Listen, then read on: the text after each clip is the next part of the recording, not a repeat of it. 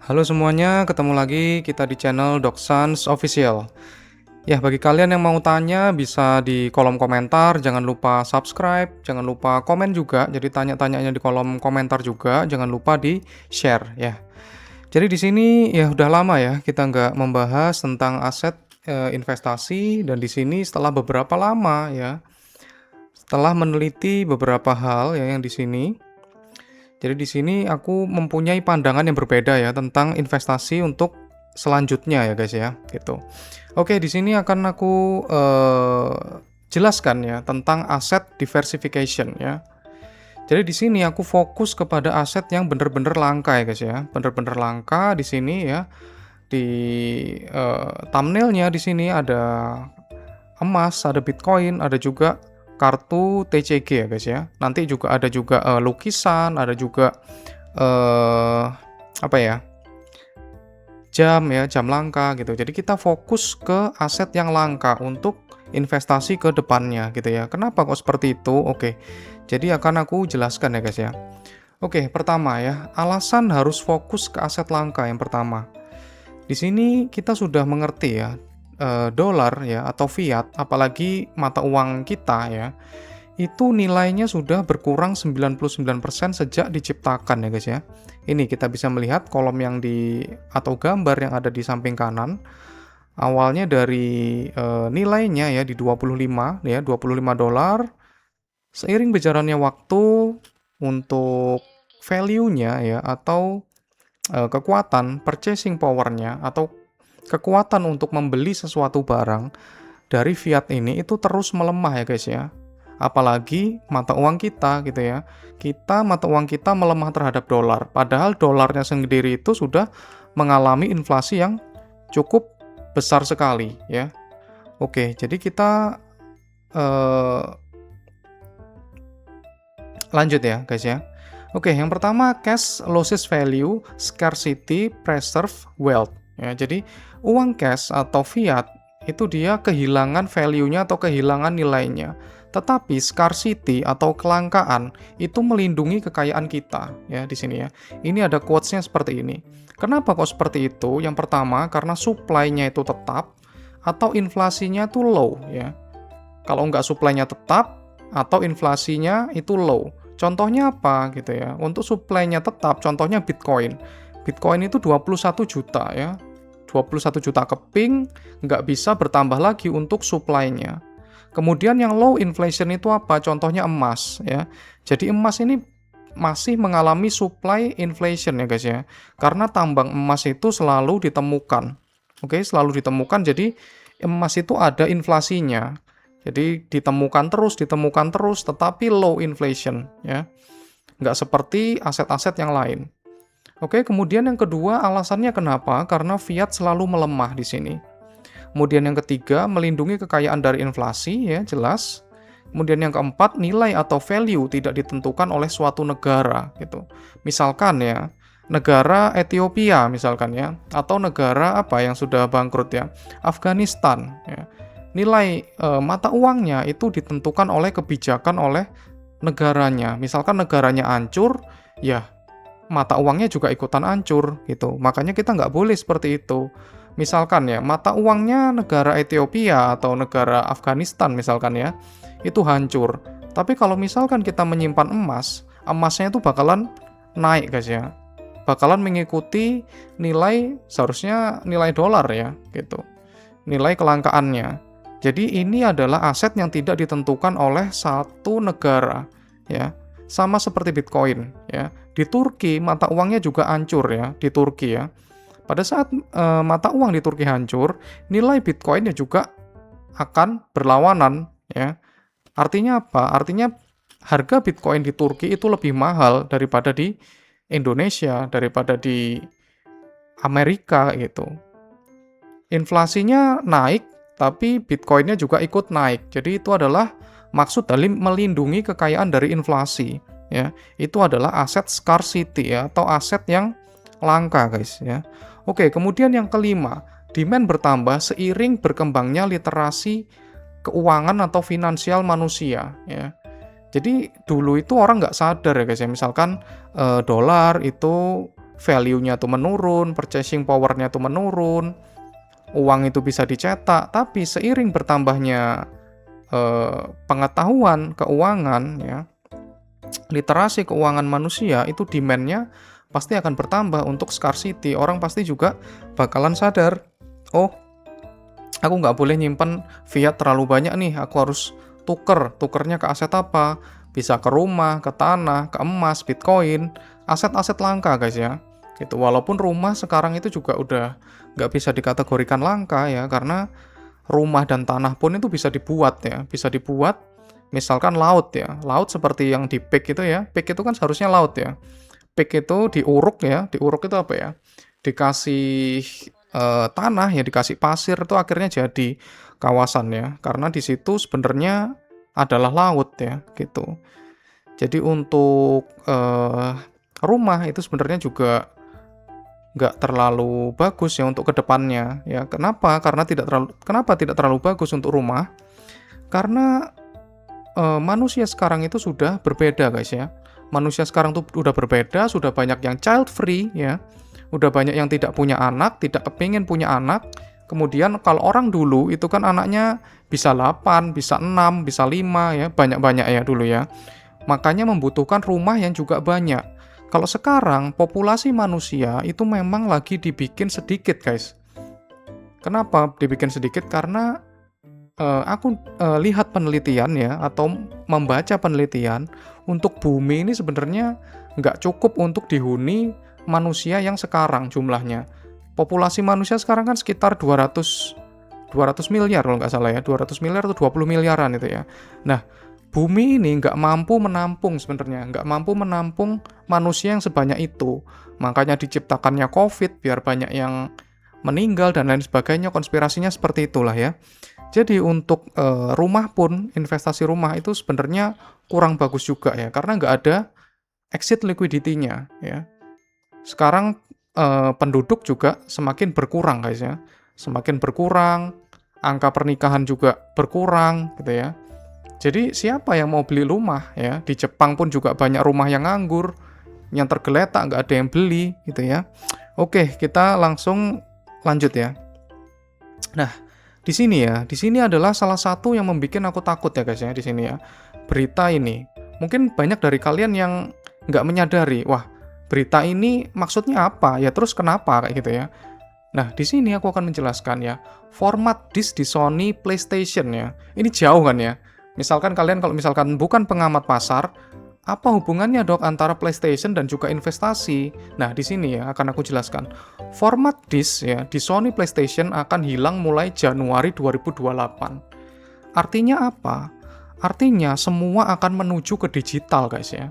Semua akan menuju ke digital, aset fisik ya, aset fisik itu akan semakin langka ya. Aset fisik akan semakin langka dan semuanya nanti akan subscription. Artinya subscription apa? Artinya kita semua nanti akan menyewa guys ya. Kita akan nyaman dengan menyewa. Kita nggak mempunyai barang itu secara utuh ya.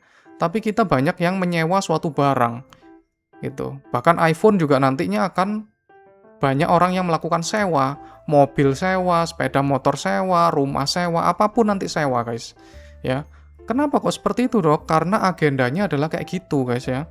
2030 itu agendanya kayak gitu dari World Economic Forum ya.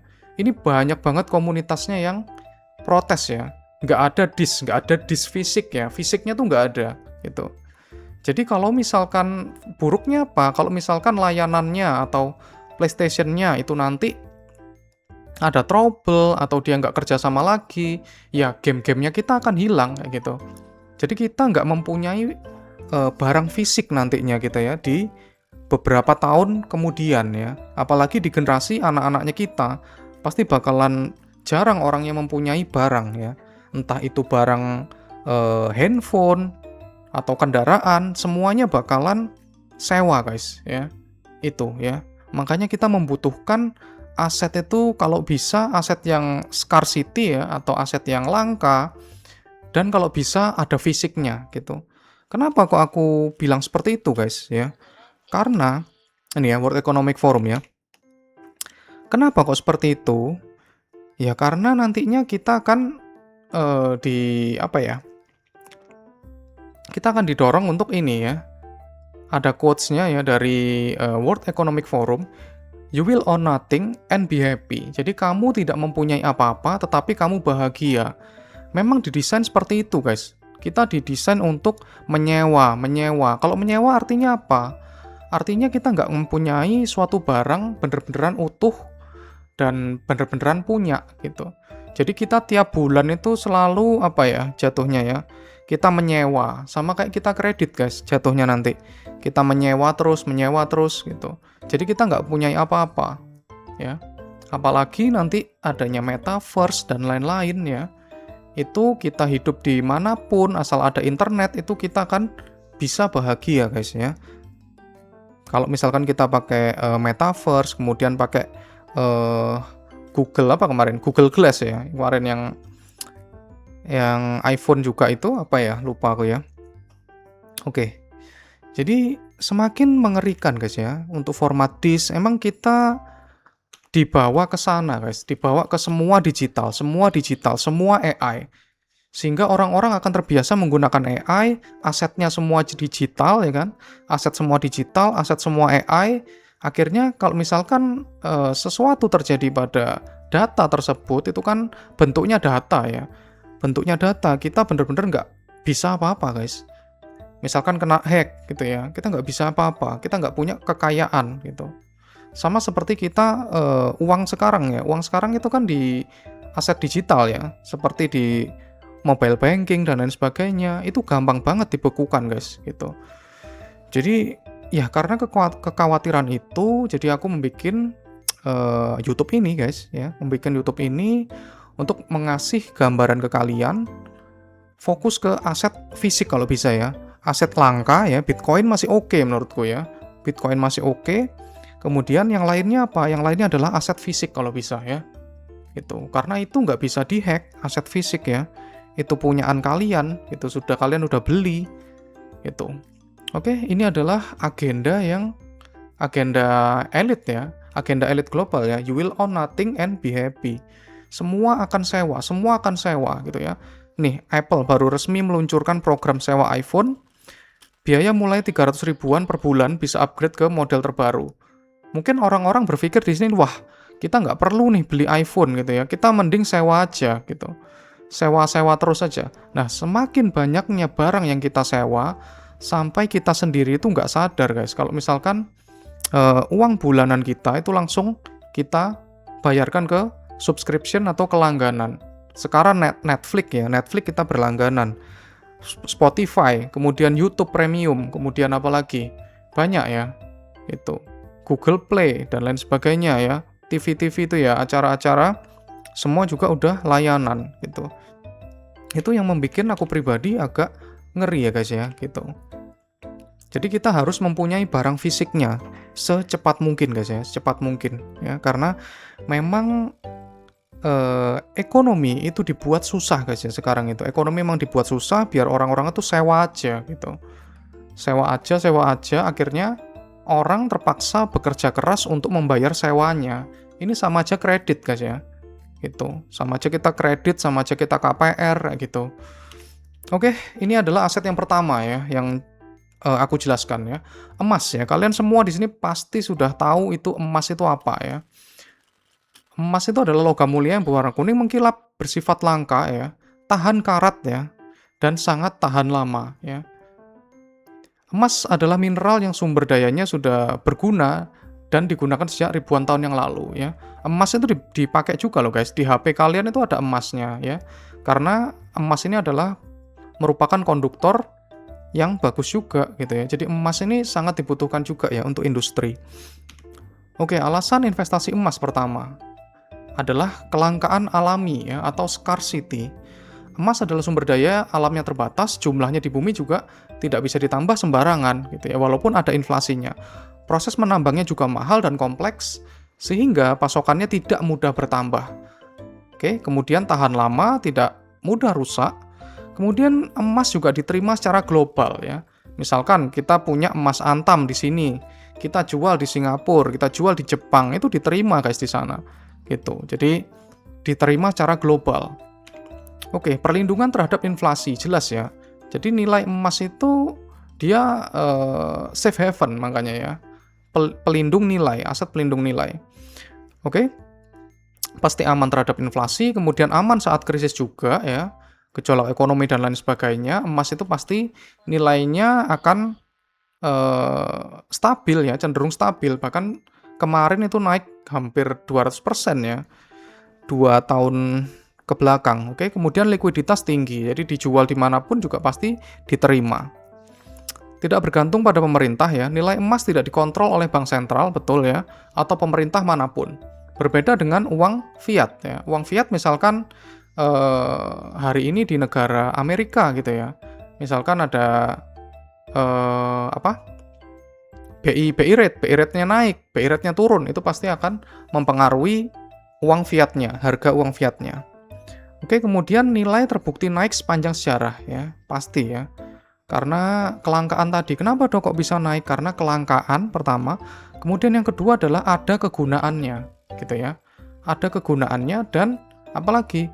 Dan saat mendapatkan emas itu butuh cost atau butuh biaya ya. Jadi syaratnya ada 3 guys ya. Syaratnya ada 3. Pertama apa tadi?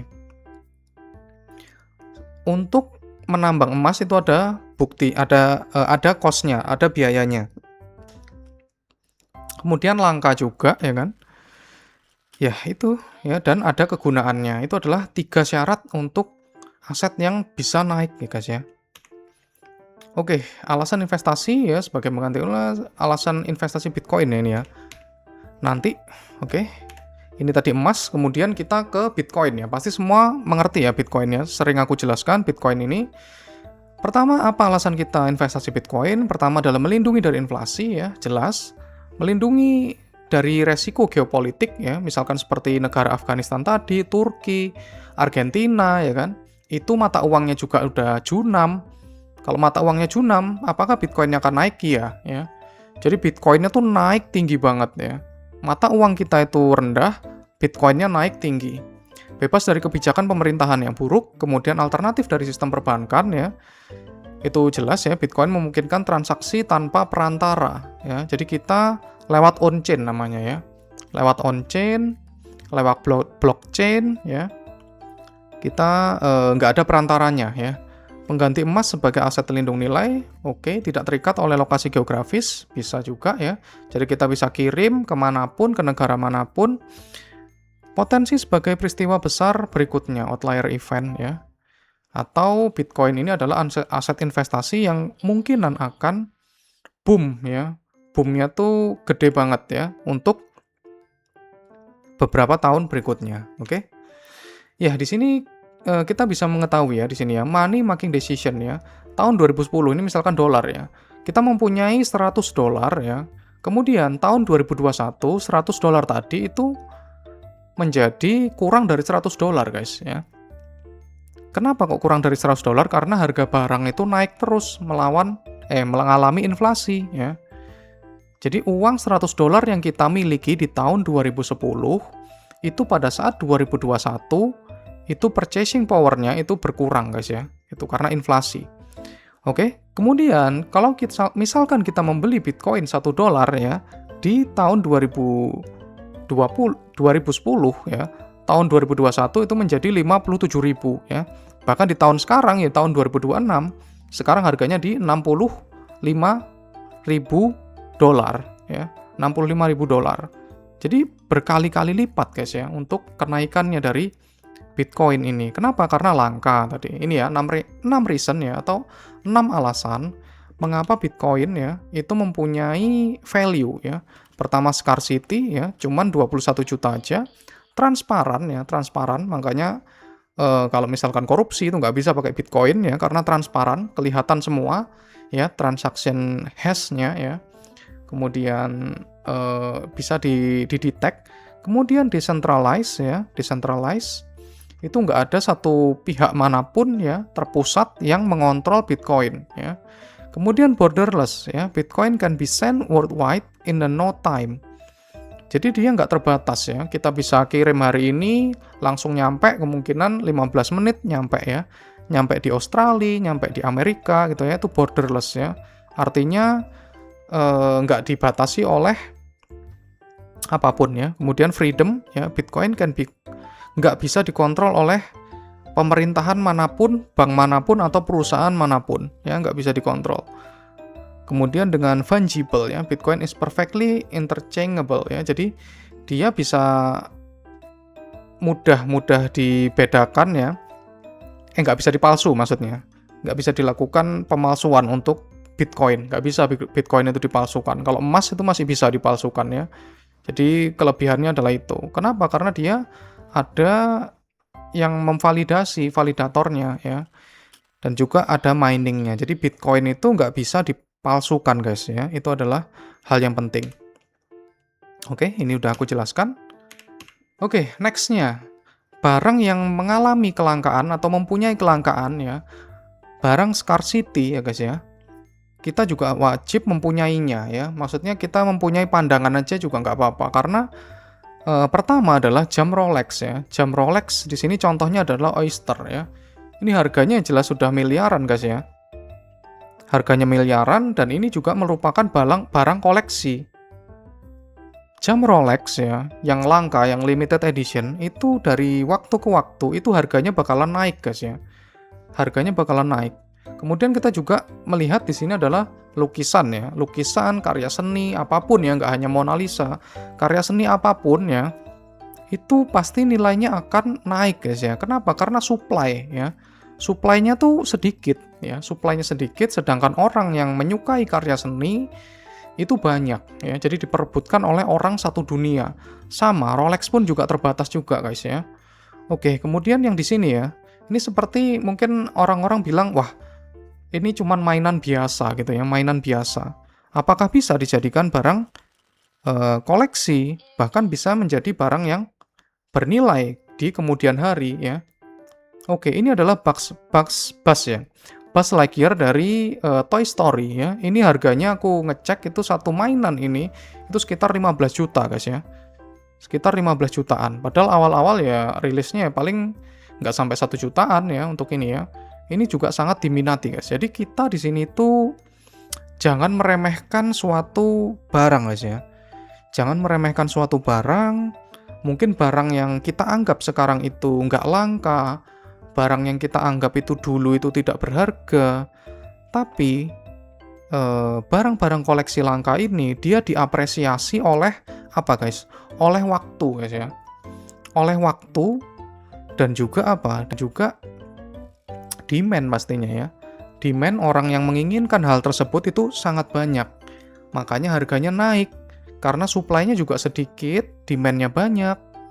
Kemudian nggak diproduksi lagi. Nah, itu adalah salah satu rumus yang membuat barang langka itu harganya bisa naik guys ya. Dan ingat tadi ya, kita kembali ke slide-slide awal tadi, kita bisa melihat kan, tahun-tahun berikutnya aset fisik itu akan dikurangi banget guys ya. Aset fisik itu akan dikurangi banget. Oke, aset-aset langka terutama ya. Aset-aset langka semuanya akan menjadi digital, semua digital gitu ya. Kalau rumusku ya, aku mempunyai rumus sendiri. Semakin orang itu banyak yang mengarah ke digital ya, digital ke AI dan lain sebagainya, kita justru harus sebaliknya guys ya. Kita justru harus sebaliknya. Kita mengkoleksi barang-barang fisik, barang-barang yang berguna, yang nggak bisa dilakukan hack ya. Dan nggak bisa dilakukan apa? Nggak bisa dilakukan pemalsuan kalau bisa ya. Semua hal itu atau benda-benda tersebut itu bisa disertifikasi keasliannya gitu. Oke, ini salah satu barang-barang yang langka. Oke. Dan di sini adalah TCG ya. TCG itu apa, Dok? TCG adalah trading card games ya. Jadi permainan kartu dengan apa ya? Ya board game ya. Salah satu board game ya. Begitu ya. Di sini aku untuk kedepannya ya kemungkinan akan mendalami tentang TCG ya guys ya, TCG.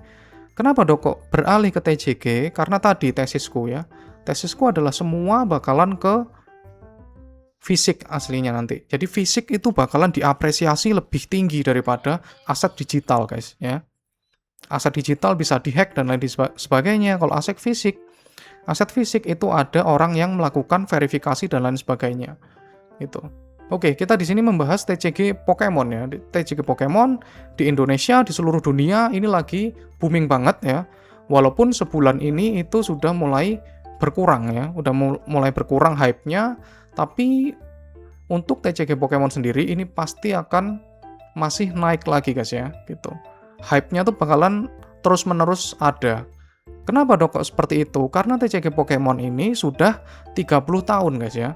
30 tahun berdirinya, dari tahun 1990-an ya, 99 ya. Makanya ini bisa disebut aset langka guys ya. Tapi kartunya juga nggak sembarangan ya guys ya. Kartunya juga nggak sembarangan ya. Bukan kartunya itu ada grade-nya guys ya. Ada common, ada uncommon gitu ya. Jadi ada tingkat kelangkaannya dari kartunya itu sendiri ya. Ada yang common, uncommon, rare gitu ya. Ada yang SAR dan lain sebagainya lah, ada AR. Oke, di sini aku akan menjelaskan ya. Di sini ada kartu Charizard Holo ya. Ini first edition, ini sangat langka sekali ya guys ya, sangat langka sekali. Sangat susah sekali mencarinya ini. Ini tahun 1999 ya. Sama seperti yang aku bilang tadi ya. Kartu TCG ya atau aset fisik yang langka itu akan terapresiasi dengan waktu ya. Semakin lama waktunya, semakin jadul ya, semakin aset itu berharga guys ya.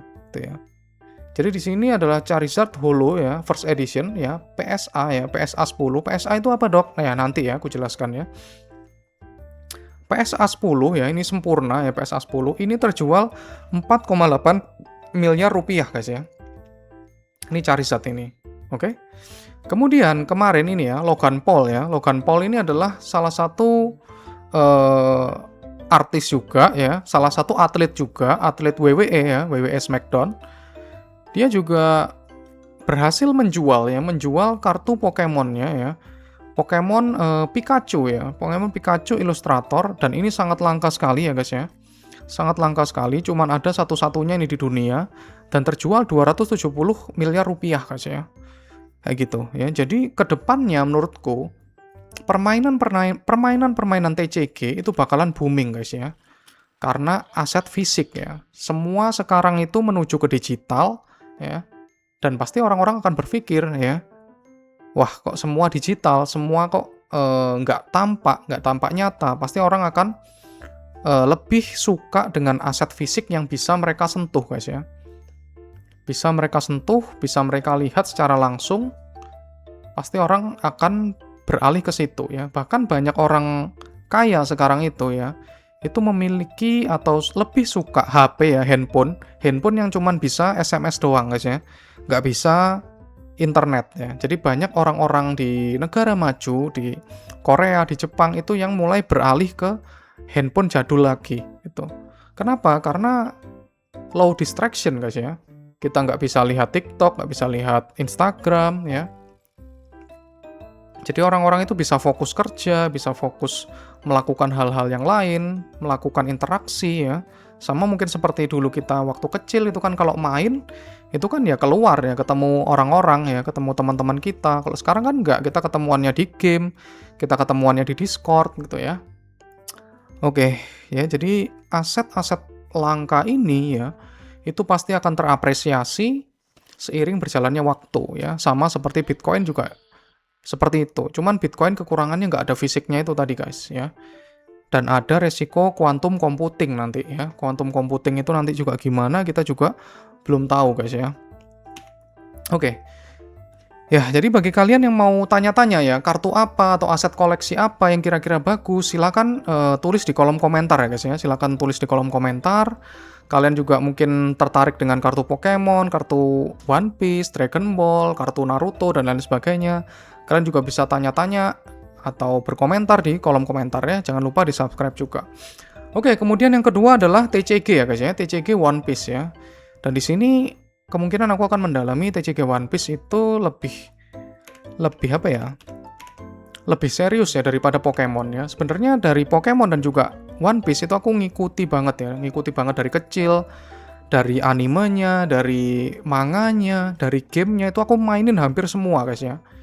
Cuman aku lebih tertarik di sini adalah TCG One Piece ya guys ya. Untuk kenapa kok lebih tertarik TCG One Piece? Untuk alasan jelasnya ya, alasan lengkapnya mungkin di video selanjutnya guys ya, gitu. Kenapa kok One Piece? Salah satunya adalah One Piece ini baru TCG-nya ya, itu dari Bandai ya, TCG One Piece resmi dari Bandai, itu baru rilis tahun 2022. Sedangkan sekarang tahun 2026, jadi baru 4 tahun guys ya. Ya sama seperti kita ibaratnya Bitcoin ya. Bitcoin tahun 2010 ya, itu sama seperti Bitcoin tahun 2014 kayak gitu.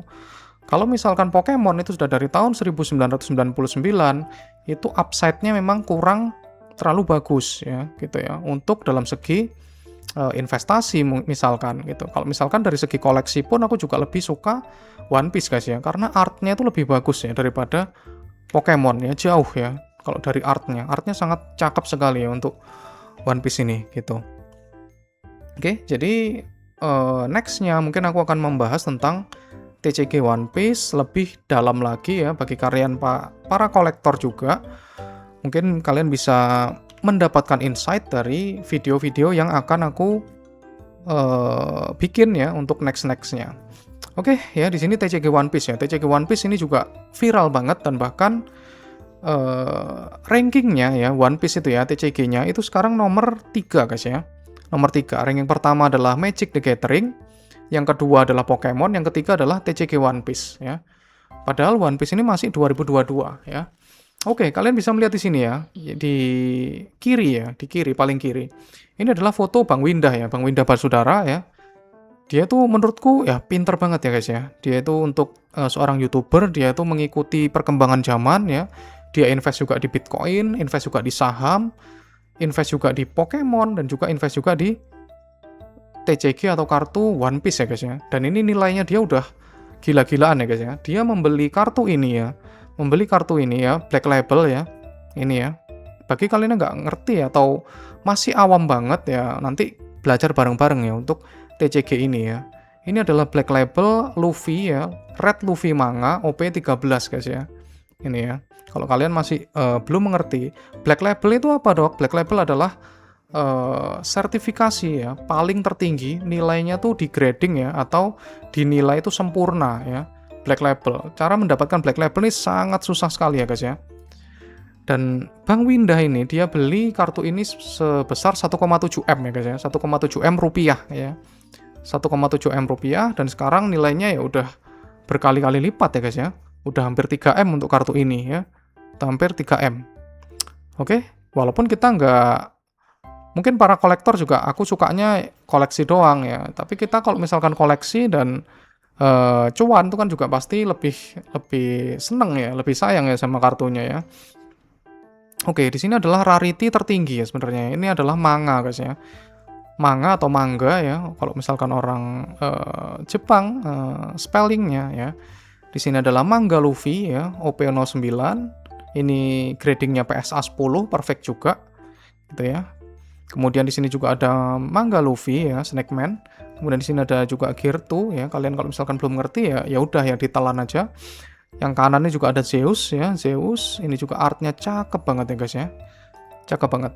Jadi sekarang itu TCG itu juga bukan merupakan permainan anak-anak guys ya. TCG ini adalah dimainkan oleh para kolektor, kemudian juga playernya itu juga orang-orang dewasa juga ya guys ya. Orang-orang dewasa juga ada championship-nya juga, ada lombanya juga guys, makanya keren banget sih ya TCG ya. Ada juara dunianya juga, sama seperti kayak Mobile Legends itu kan juga ada e-sportnya ya. TCG juga sama. Oke, kemudian yang ketiga di sini yang cukup naik juga ya, itu adalah TCG Dragon Ball Fusion World ya. Harus Fusion World ya guys ya. Kalau aku yang mendalami adalah Fusion World, karena Dragon Ball ini ada banyak banget ya TCG-nya. Ada Dragon Ball Master, Dragon Ball apa gitu ya. Oke ya, kita bisa melihat di sini ada cakep banget bagi kalian yang suka Dragon Ball ya. Ini juga, ini aku punya sendiri ya guys ya, Black Label ya, Black Label Vegito ya, Black Label Vegito di sini. Super Vegito ya. Ini juga kemungkinan pastinya sangat langka ya guys ya. Sangat langka di sini ya. Vegito Black Label. Ini adalah value-nya juga bakalan mahal ya seiring berjalannya waktu ya. Ini adalah populasinya cuma 5 ya. Maksudnya populasi itu apa dong? Populasi itu adalah keberadaannya dia ya. Di dunia ini ada berapa ya? Populasinya cuma ada 5 kalau nggak salah ya. Untuk Vegito ya, ada populasinya ada 5 di dunia. Jadi cuma ada 5 orang yang mempunyai Vegito ini, kartu ini ya, dengan grading sempurna. Dan salah satunya adalah aku sendiri. Ya, oke. Kemudian yang kedua adalah limited pack manga ya, versi 1 ini juga langka juga ya dari Dragon Ball Fusion 2025. Kemudian ada lagi kartu yang paling kiri adalah God Rank ya, digital version first anniversary. Jadi ini adalah kartu turnamen guys ya. Kartu turnamen atau kartu rank ya. Ini dapatnya juga susah banget ya. Kalian juga harus mendapatkan rank God ya, dan itu susah banget. Cara mainin gamenya juga itu susah banget ya guys ya. Tuh, jadi ini adalah kartu-kartu Holy Grail-nya untuk di TCG Dragon Ball Fusion World. Oke, kemudian tahun 2027 ya, tahun 2027 nanti akan rilis TCG Naruto guys ya. TCG Naruto dari Bandai ya. Ini baru nanti. Oke. Ini untuk ilustrasinya adalah ada Sasuke, ada Naruto, ada banyak banget dan artnya tuh cakep-cakep banget ya. Cakep-cakep banget. Kemudian kemarin barusan rilis ya kartu pertama dari TCG Naruto ini di GenCon Amerika ya. Itu harganya ya satu kartu ini itu sudah langsung mencapai 18 juta guys ya. Ini kartu pertama dari TCG Naruto Bandai ya. Jadi untuk TCG itu biasanya ada banyak guys ya yang nyiptain itu banyak. TCG Naruto misalkan ada yang Kaio, ada yang apa gitu ya. Jadi banyak banget. Nah, yang prospeknya bagus itu adalah TCG Naruto dari Bandai ya. Ini contohnya. Ya. Jadi kemungkinan next-nya aku akan fokusnya memang ke One Piece, kemudian Fusion World ya di Dragon Ball dan juga TCG Naruto ya. Aku akan mencari peluang di sana, juga mungkin ada usaha juga ya di TCG juga ya. Tesisnya apa dong kok begitu yakin ke sana? Ya karena itu tadi guys ya, semakin kita dibatasi oleh aset fisik, ya aset fisik itu semakin nggak ada, dibatasi, semua menuju ke digital, berarti kita harus mengoleksi aset fisik ya. Emas ya tadi, kalau Bitcoin itu lebih ke kelangkaan ya, lebih ke kelangkaan dan dia sangat liquid banget ya, sangat liquid banget, gampang banget dicairin ya.